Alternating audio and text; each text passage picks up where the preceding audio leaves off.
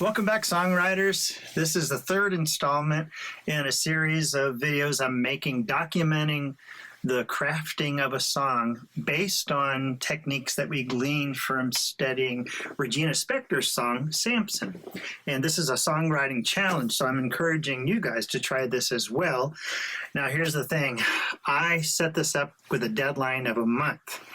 Well, my month is up and I'm not done yet, but I have a really good excuse. I got a concussion, and for 2 weeks, I haven't been able to really look at my computer and really concentrate on things. And so I think I should get a 2-week extension. Anyway, it doesn't really matter because there's no hard and fast rules about this, but I really did want to try and complete it in a month. So in our first installment, what I did was I showed my planning and mapped out structure of a song and how I felt like those techniques would fit into this song. In the second installment, I crafted a basic chord progression and a melody. And I had also begun fiddling with lyrics and looking at words. I selected my topic, and now in this third installment, I solidified my lyrics, and I'm trying to fit them together with a melody. So we'll talk more about that in just a second. But let me summarize what I've got. The idea of this song is to do kind of what Regina Spektor did in her song, and to take a story from the news, current events, from literature, something that's commonly known by people, and to take it and make it our own. We can fictionalize some elements of it. And what I did after brainstorming different stories I could use, I went with a news story from back in 2010, 2011 of an incident that occurred in Zanesville, Ohio, where there was a bunch of exotic animals escaped from this man's sanctuary, and they were all killed by the police because they didn't want to have a bunch of lions and tigers and bears running around. So that's what my song is about. And in this episode, I'm going to show you how, after coming up with a melody and then jumping over and taking my ideas for lyrics, I solidified my lyrics a little bit. And then I go back to my melody, and my lyrics kind of fit, but they kind of don't. So in this episode, I'm going to show you what I'm trying to do to pull those two things together. So without further ado, here we go. On my screen, I have for you my Logic project for this song, and this shows my progression and my melody and some of the background music that have put together for this so far. Over on the right side, I've got my lyrics and where I am so far with my lyrics. I had written already on the last vlog video on here, I had written a melody and I had this progression out, and all this was here. And I had some rough lyrics going. After that last video, I came back to this and I tightened up my lyrics a little bit, and then I worked on making them fit the melody. So this is what we're going to take a look at, is that process of tightening up these lyrics and working on making them fit the melody. So that's kind of an overview of what we're going to do. Let's take a look at our lyrics first. Originally, I had a title for the song, Tiger Burning, and I've have switched it over to Zanesville. There is nothing set in stone about this. It's just Zanesville was the name of the town where the incident happened. Tiger Burning is the poem by William Blake that I'm referring to. And, I may keep one or the other of these titles, or I may come up with something completely different. Okay, so let's look at what I've got so far. Can't quite call it freedom when it's only meant for flight, sang the Lacrimosa to the falling light. The yells, the rain of empty shells, an evening satellite, a pistol sight. Oh, tiger, are you burning bright? Driveways streaked with leaking life, still steaming in the dawn. A frozen yawn. Oh, lion, your majesty is gone. Where children played, sold lemonade on trimmed and treated lawns, like lambs beneath the trees for shade, now riddled in the dawn. A family with no pride, brothers, sisters all, Menagerie of misplaced love. Oh, Terry, what were you thinking of? Okay, so let's break this down a little bit. I like these lyrics. They are not perfect. They will change, but let's look at them and kind of evaluate a little bit here. The first thing that stands out to me is, first of all, one of the challenges for this exercise is to start off as if it's in the middle of something, the middle of a conversation or middle of a story. I haven't done this here, and so that's something I will eventually go back and look at. How can I tweak this to make it do that? It may be that this verse gets replaced completely or moved elsewhere in the song, but that's something to look at. Next, we've got this word Lacrimosa. I took this word from Mozart's Requiem. I believe it is from an actual Latin text from the Catholic Church that Mozart was drawing upon for that choral piece. I love the word, and it's referring to, I don't remember the exact interpretation, but it's talking about sorrow and grief, and so it fits this song. The problem is it's just not a word that's used, for one, it's, Latin, but most people don't know what it means, and it's just kind of obscure. And so suddenly you've got this place in the song where you've got this word that's just like, people are like, what is he saying there? And they might get it mixed up with other words. I don't think that's going to help. And looking at this set of lyric as a whole, this whole thing might be a little bit too poetic. I'm a fan of poetic lyrics. I love them, but there's a line, a blurry line when you've just gone too far and your song is too poetic that people, it just sounds awkward. I think I've gone too far with this, which is fine. It just means I can pull it back and tweak it. It means I've given myself a lot of beautiful language to work with. And, I'm just going to chisel away at it until it sounds right. But Lacrimosa might be a bit much for this song, so that's probably going to be swapped out for something. Next section here, the yells, the rain of empty shells. I was really spending a lot of time last night working on this line. Originally it said the yells, the bells of falling shells. Oh, that's a little bit too many L's in there. So I took out the bells and I tried to think, how can I emphasize these shells? When you fire a weapon and the empty shell flies out the side, how can I paint that picture? So I thought the rain of empty shells, and that's better. I may come up with something different for that, but that's what that's about. An evening satellite, that's okay. A pistol sight. I do like that because there's I wanted to bring out someplace in the lyric where the officers are aiming at the animals over their pistol sights or through their scopes and stuff. And so this one works well. Oh, tiger. And if you're wondering why I'm spelling tiger like this, it's because that's how William Blake spells it in his poem. Of course, no one listening to the song will know that I'm doing that, but anyway, I thought it was cool. And are you burning bright? Oh, tiger, are you burning bright? Drop down here, driveway streaked with leaking life, still steaming in the dawn. I like that. That's, you get a clear image of leaking life, blood, driveways are streaked with blood, it's steaming in the dawn.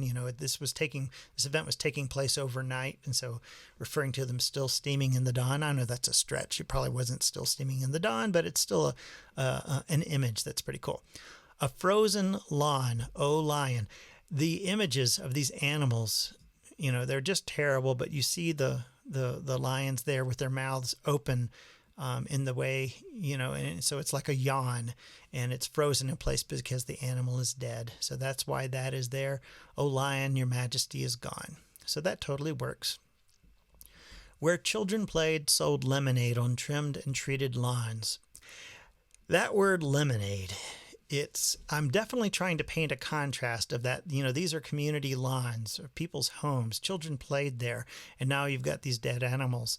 And so I'm trying to say children played there, sold lemonade. The only thing is that word lemonade just does not fit texture-wise in the rest of this. This is a somber, tragic song, and the word lemonade just sounds campy, and I just don't think that quite fits. I may change my line at some point, but it just doesn't, even though it matches the meaning of what I'm trying to say, at the end of a line, it just comes out like a Kool-Aid commercial or something. So I'm probably not going to keep that. Children played, sold lemonade on trimmed and treated lawns. That's not too bad. These next two lines are problematic.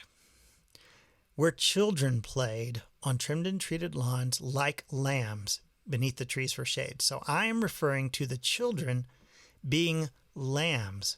Now that sounds correct, except the word lambs, the lamb is associated with lions and sacrifice. You know, the lion lies down with the lamb. The other phrase, lambs led to the slaughter. Well, the children are not lying down with the lions, and the children aren't being led to slaughter. So referring to the children as lambs is not matching here. It's going to be awkward. Some people, most people won't notice that, but some people are going, the children of the lambs. And so I don't want to add that kind of confusion to my song. All right, next down here, now riddled in the dawn, like lambs beneath the trees for shade, now riddled in the dawn. Grammatically, this would be referring to the children again. Well, I'm not meaning the children are riddled. And by riddled here, I'm talking about riddled with bullets. That's a phrase, lots of bullet holes, riddled. I'm trying to refer to the trees and the lawn being riddled with bullets. So first of all, the word riddled, it can be a confusing word for people, and people have no idea what that means. That probably would fit in a poem, but I'm not sure about a song lyric. Secondly, grammatically, that would be referring to the children. And I don't want it to mean that the children are riddled with bullets. So these two lines have grammatical, contextual problems. And so I'm probably going to redo that somehow. Last section here, family with no pride. A family of lions is referred to as a pride. Well, the lions in this situation were not necessarily family. They were thrown together by a man keeping them in cages. And so they weren't necessarily a family, and so they weren't part of a pride. So that's what that means, a family with no pride. I like that. It can have a double meaning too. These, were animals that were kept in captivity. They were not proud. They were abused, if anything. And so this line has a double meaning. And that's one of the criteria that we were setting for the songwriting challenge, is to have a line that has a double meaning. So that's what that's kind of about. Brothers, sisters, all. So even though they weren't really a family, they weren't truly a pride, these animals were all kept in the same place. And so in one sense, they were brothers and sisters, all of them. A menagerie of misplaced love. I like the alliteration there, the M and the M. And misplaced love is referring to people that keep these exotic pets or often see themselves as loving these animals. And in many cases, that's really, really true. In some cases, though, it's like a person that keeps a huge dog in a little tiny apartment. You may think you love that animal, but what are you doing to him? That's something that people have different feelings about, but that's what I'm referring to, misplaced love, because this man who did this obviously had issues where these animals were not treated well. But I like that line. And then look at this. Oh, Terry. And you're thinking, what in the world is this name? Well, the man's name was Terry. And I really struggled with, should I throw his name in here like this or not? But there's two things going on. One, it does reference the story.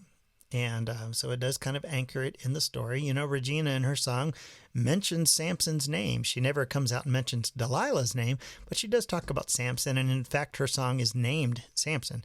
So putting Terry's name in here is not, too far from the mark. But notice what I've got here. In this section, oh, tiger. Oh, lion. In these two sections, I'm doing that. Oh, somebody. But in these two sections, I'm referring to something that I'm being sympathetic with. The poor tigers, they were killed. The poor lions, they were killed. Down here, oh, Terry. Well, Terry's the one who perpetrated this crime. But notice what I'm doing. Oh, Terry, what were you thinking of?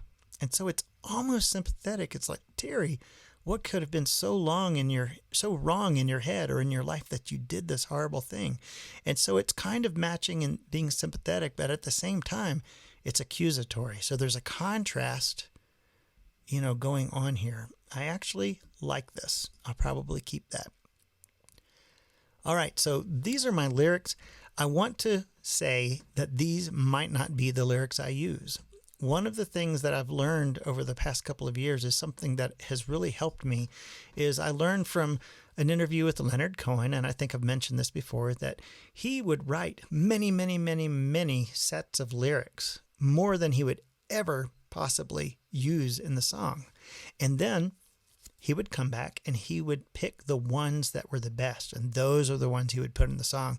And then there would be all of these lyrics that would just be discarded. I'm sure he kept them in a notebook, but he didn't use them. Although I heard that sometimes he does sing alternative lyrics, when he performed. He's not alive anymore, but when he did, he would sometimes sing the alternative lyrics.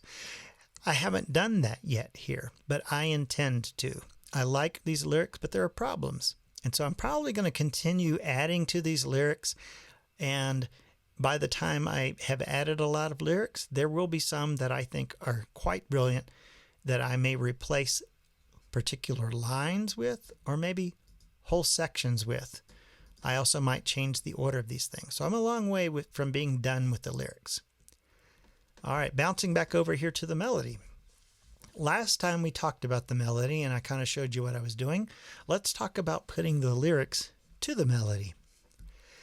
Okay, songwriters have tools at their disposal. I'm using Logic. This is this thing right here. It's software. It's one of my tools. It's how I can visualize my melody. It's how I can play back my melody and hear it. Over here, I'm using Google Docs. These are tools that I have that are software. We also use hardware tools. I have a keyboard, that I play. I'm using a microphone. I'm using, hardware tools to songwrite.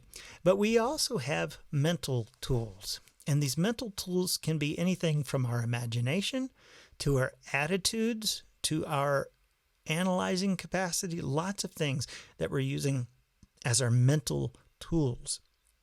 We can form these tools in different ways. And what I'm referring to is just like a carpenter can sometimes use a tool that's too heavy-handed for what the carpenter is trying to do. You would not use a sledgehammer to hammer a small nail into a wall to hold a picture. That would be overbearing. Conversely, you wouldn't use a little tiny hammer to hammer in a large nail to put, 2 2x4s together. And so you really have to pick your tool appropriately. And when I'm trying to fit lyrics to a melody or a melody to lyrics, it would be really easy to pick the wrong mental tool. So what I have done here is I wrote my melody first. That is against the normal way that I do it. Normally I write my lyric first and then I put notes to it so that it flows together. This time I'm purposely trying to do it differently just to see if it helps me come out with a different song than I would normally write, just to add spice to my songwriting. But here's the thing.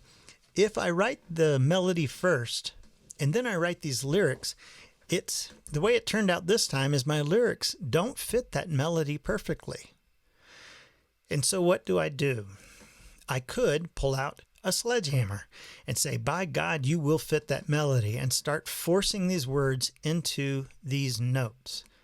The problem with that is when I'm done, I'm going to have an awkward sounding song.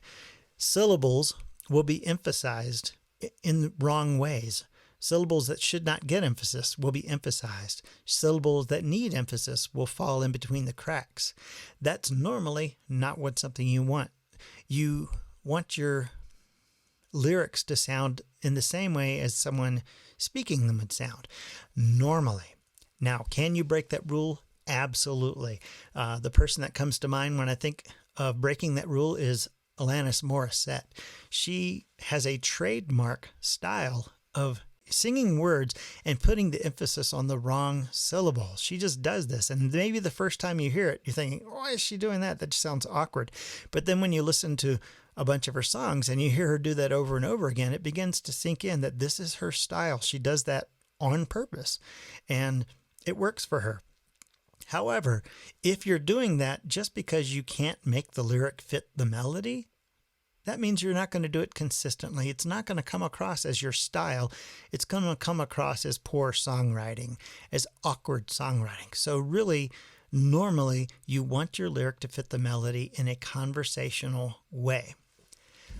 So when I have these lyrics and they don't fit my melody correctly, I have some choices here. Number one, I can tweak my lyrics until they do fit the melody. Or I can change my melody to where they do fit the words. I personally have a hard time making words fit a melody, so that's probably not the path that I'm going to choose. I tend to write a lot of my lyrics using similar patterns, and so purposefully this time I'm trying not to do that. So I don't want to make my melody fit my words, because then I'm just going to fall back into my same old patterns. What I'm choosing to do in this case is to make compromises on both ends. I'm going to make these two things move toward each other.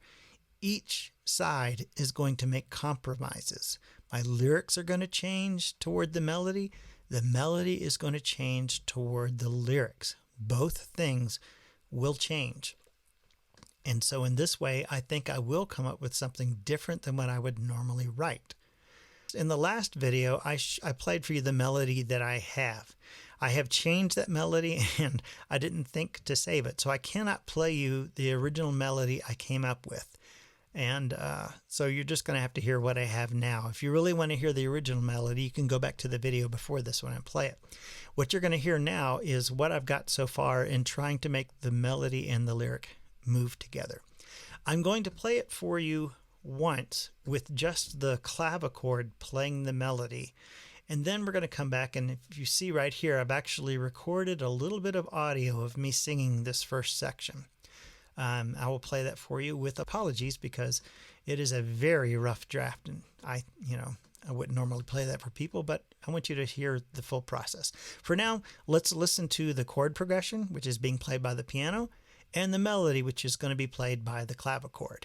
You're not going to be able to hear exactly how the melody is matching these words, but if you think about it like this, I've got three sections. Boom, boom, boom.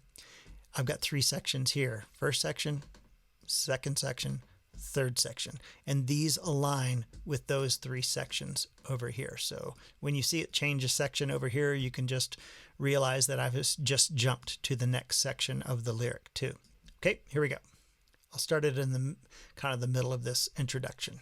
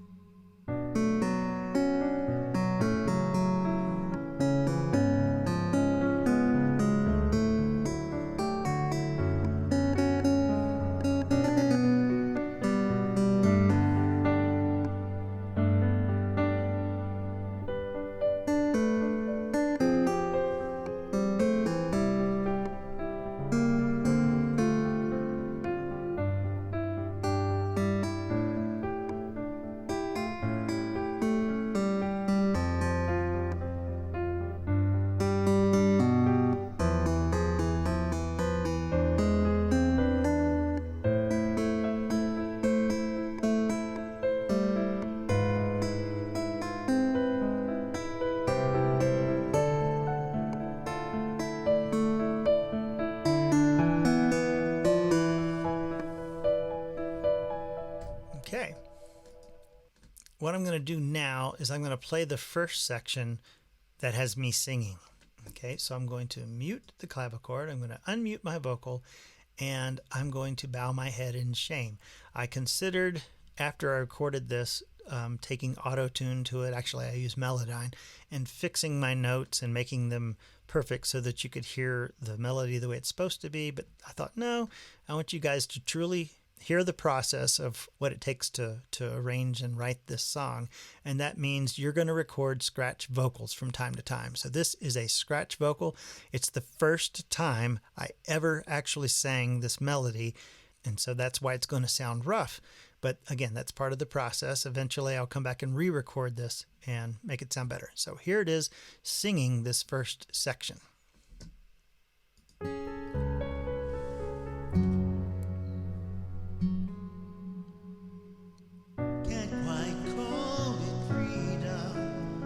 It's only meant for flight. Sang the Lacrimosa to the falling light. Okay, all right. One of the reasons you record a scratch vocal from time to time is because it will help you realize if there are places in your song that are difficult or even impossible to sing. in which case, if you are going to be the performer of the song, you might want to change that. For me, singing that line of this word flight, where it's an extended melody, let me zoom in on the melody here a little bit, and you can see where that is. Right here. For fly, fly, right here. Fly, right there. That is really hard for me to sing. I don't normally write these runs with one syllable of a word in my song because it's hard for me to sing them. In this case, I'm doing it on purpose because I want to try and add some of that in my songs just to be different, to add some spice. So for me, when I go to perform this, I'm going to have to spend a lot of time learning how to sing that line so that it sounds good. For now, it sounds rough, and I would be tempted to pull that out, but I'm challenging myself to sing better, and so that's why I'm leaving that in. It also changes the melody, because my melody is just syllable, syllable, syllable, syllable, syllable, syllable, and that can get old. So I've got this one place in here where the syllable is held over several notes, and so that adds a little bit of spice to the song. Okay. Let's see. Another thing that I'm doing that I never do, this little thing, the Lacrimosa, I never do that in my songwriting, and so I'm adding this in here on purpose here's another little tiny run, and that's in there on purpose. I'll have to practice singing that until I get it right. Let's jump over. Let's see what else I've done in here melody-wise. You know that I'm big on intervals, and so if you look at my melody, you can see that I've got intervals. I jump from this note up to this note and back down. Jump from this note up to this note and then way down and then way up, down, up. I'm doing that on purpose because for me that makes a melody interesting. And same thing, jumping up, coming down, and down again. Jump over to our next section, and I've got some more stuff going on. Here are my intervals. Notice right here, this space right here. This is a space time-wise. Let's see, I sing an evening, set a light. An evening, set a light. And so I've got this space in here. This is a place, and you want to do this from time to time. I've noticed everything I've got here, the notes run right into each other. Da, da, da, da, da, da. Here's a little space here, but otherwise everything's kind of running into each other. It doesn't stop. So you want to make sure you put spaces in there from time to time. And I'm not talking about spaces between the verse and the chorus and such. I'm talking about actual spaces between places within the verse, places within the chorus. Add some space where your melody can breathe. Also, if you're the singer, you might want to put these things in here just where you can actually take a physical breath, not just a musical breath, but a physical breath. And so that adds some interest to it. I've done something at the end here. I've added another run. Now this one's a little bit easier to sing. You're just going da da da da da da da da da da da. So this is also another syllable that I'm doing this to. And so far I've done it 3 times in my song, 3 different ways. So that might be a bit much, something for me to consider later. Jump over to this next section. This is very different. Da da da da da da da. Just kind of a different thing I've thrown in there. And then here I jump up to this high note. Let's play that. Mute my vocal, turn the melody on.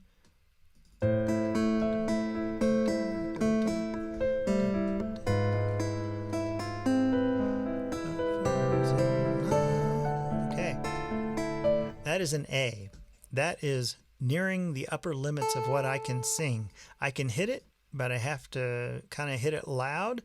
And in a soft song, that might be a little bit much. I might have to sing it in falsetto, but it might also fit very well. I may have to bellow the note, and it sounds appropriate for this particular song. Sometimes bellowing in the middle of a soft song adds a certain element to it, so I might keep that. Also notice that's this line right here, a frozen yawn. So if you think about a yawn, you got your mouth wide open and you're extending a breath. So notice this is an extended word, a frozen yawn. So that actually matches the word that I'm using. And I believe that is one of the criteria for our songwriting challenge. And so I might have met that criteria right there. Okay, and then it goes back down again. All right. Now, when you play this whole thing together, I believe I have a lovely melody. I think it's pretty. I think it's interesting. I think it flows. That's all very nice. The problem is if you look at these three sections, well, first of all, I've got three very different sections. This section has one melody. This section has another melody. This section has a third completely different melody. And so far, I haven't even got a chorus yet. And some people might take issue with that. Am I writing three different songs here? Does it need to have three different sections, or should I have the same melody apply to the second section and treat this like verse 1 and verse 2? I'm not sure that I want to have three different sections before I even move. I mean, what am I going to do? Come down here and have a fourth section? And so this is something to think about. The other thing is these three sections, even though they're different, they have a very similar pattern kind of thing going on. Let's look at this first one. Notice just all over the place. My intervals everywhere. It's interesting, but it's a lot of variety going on here. I jump to the second one. There's some spaces in there, but it's still pretty similar. Jumping up and down with intervals, weird stuff going on. Go to the third section, same thing. Intervals kind of going all over the place. If you listen to them, they don't sound the same, but it's the same kind of flow. Not a lot of contrast going on. And one of the big things with songwriting is you want there to be some contrast between a verse and a chorus, between a chorus and a bridge. So you might do something like this. Have, notes that are close together, and then come to a chorus where the notes are spread apart and you hold them out long. And then you come back to a verse and the notes are close together. Regina does this in her song Samson. She's got the chorus where it's, you are my sweetest downfall. I loved you first. And then she gets to the verses where Samson went back to bed, ate a slice of Wonder Bread, where her verses, the notes are close together. So there's that contrast. I am not doing that here. And it's something for me to think about. How can I put contrast in here? So something like that. There's something else I wanted to point out about that. Let's see, the contrast. Oh, here we go. Yeah, this is probably the most important thing. I have a lovely flowing melody. I do not have a memorable melody. I don't have a catchy melody. My melody does not have any hooks. Now, I hate those words, hooks and catchy. They are used frequently in songwriting. You want to have a hook. You want something to be catchy. Well, you know what that sounds like to me? It sounds like commercials on TV. And it sounds very commercial. And this is not commercial to me. This is art. I don't want my song to have a hook. I want my song to have something interesting in it. I want my song to be memorable. The word catchy kind of means memorable. It catches in your mind. Well, I want to use the word memorable. I want the song to go down in history. I don't want it to be stuck in someone's head. And so I'm going to use the word memorable and interesting. You can use other words, poignant, I want my song to pierce someone's heart, to pierce their brain, and to make them stop and think, man, what is that song? Some examples of this, a melody that is memorable. Elton John is someone who did this a lot. Take his song called Your Song, and if you take out one part of it, it's not a very interesting song. It doesn't have a very interesting melody until you get to the chorus. When he gets to that line where he says, I hope you don't mind that I wrote down in words, that I hope you don't mind thing, man, that's what makes that song. That's the part of that song that everyone remembers. It's just unique to that song. Something about it just stands out and makes it stay in your head. And it's what made that song be famous ever since the 70s. And you take his song Benny and the Jets. He's got something similar in there. Now, Benny and the Jets is a little bit more interesting and a little bit more unique, but he's got that place where he goes, she's got electric boots, a mohair suit, you know I read it in a magazine, oh, but Benny and the Jets, you got that string of stuff there in the chorus that everything in there is just unique to that song. It's like no one else has written these things, and he puts them together, and it makes that chorus just stay in your head. And for all these years, people know that song. And it's not the kind of song where it sounds interesting when it's on the radio and then it fades. That song stays, and it's made its mark in music history because he's put something in there that is just brilliant and unique and memorable. Right now, I have a lovely, flowing melody. It is not brilliant, and it's not something that is great. It is not something that will etch anything in music history, at least not in my opinion. Every now and then a song goes down in music history, even though I wouldn't call it brilliant or anything. But right now, I don't consider this to be that. And the challenge for me then is, before I'm finished with this song, I want to do something in here that is brilliant, not just lovely. I want it to be memorable, not just interesting. And so this is the challenge I'm setting for myself. Before I'm done with this, I want to do something memorable and brilliant. I don't want to settle. Often, two times as songwriters, we settle for something. We get it to the point where it's, oh, that's lovely. Oh, that's so cool. But it's not quite brilliant. Well, I don't want to settle for anything less than brilliant. So I'm going to keep using my tools to work on the song until I get there. It's possible that I don't get there and I end up with just a lovely song. But I don't want to settle for that until I've exhausted everything at my disposal to move it from lovely into brilliant. Okay, that's all I have for now. In my next video, I will have hopefully moved this farther along, maybe written some more lyrics, tweak the melody. Maybe I will have come up with that brilliant thing in between now and then, but I will be farther along and I will report to you then. I hope you guys are taking on this challenge as well and trying to write a song according to the criteria that we laid out and forcing yourself to write outside of your own lines, getting something that is just completely different than you would normally write, but still your voice and still you. Good luck with that. I will talk to you next time. Bye-bye.